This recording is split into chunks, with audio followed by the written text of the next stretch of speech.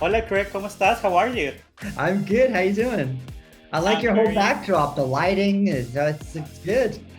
well. I needed to get in the mood. I know it's great. I love it. It's like we're doing the fashion show at, uh, at the park there.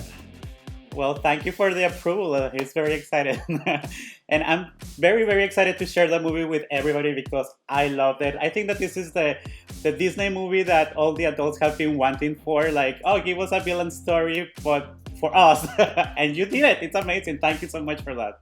Awesome. I love that. Thank you. I love that. It's funny. I did try to make a movie that I would actually really enjoy going to see. Let me ask you.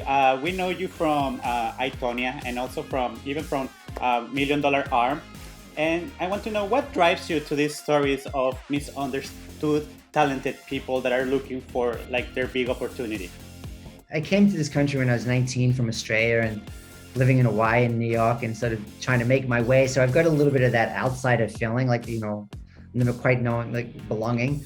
And I relate to it. And I just find it fascinating to sort of lean into these characters and understand them in a way. And sometimes try and understand, and not to sound like a pun, it's not black and white, that it's gray, and understand their motivation and be able to empathize. Maybe don't agree with what they're doing, but understand why they're doing it and where those choices are coming from. Makes for some really interesting characters. I mean, especially in this movie, you made me be like on the side of Cruella instead of the Dalmatians for a moment. I know. And she goes through the various arcs. I was saying before, it's a very nuanced performance for Emma playing Cruella, because it's not just one Cruella. She puts on that, she tries to be a version of a character as Cruella, and then she becomes Cruella, and then she has to sort of adjust to have a balance in her life. So she's always playing different nuances of this character in different scenes. I want to make art, and I want to make trouble. And let me bring it back to the fashion. You mentioned fashion. How was it working with Jenny and Nadia to weaponize fashion and fight establishment and bring Cruella's message to the world?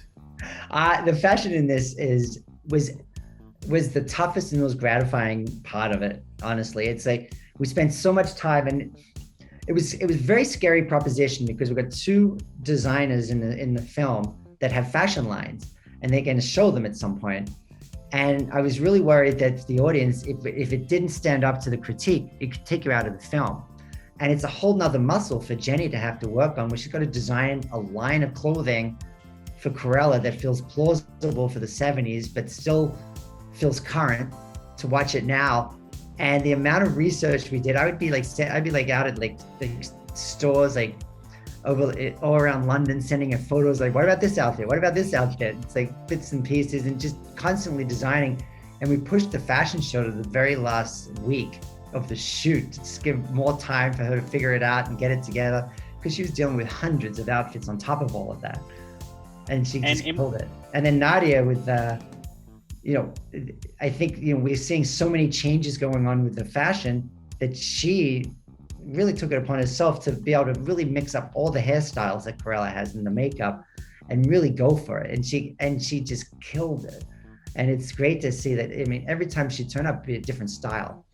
And the amount of work that went into it was insane.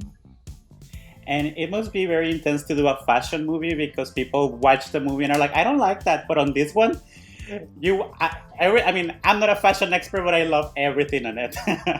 And I'm not either. It's like I don't think I ever will be. But yeah, so trying to figure that out and not get taken out of the film was one of my biggest sources of stress, actually.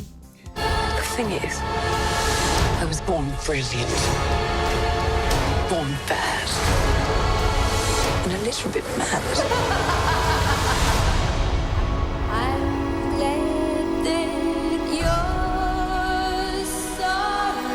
I'm Cruella.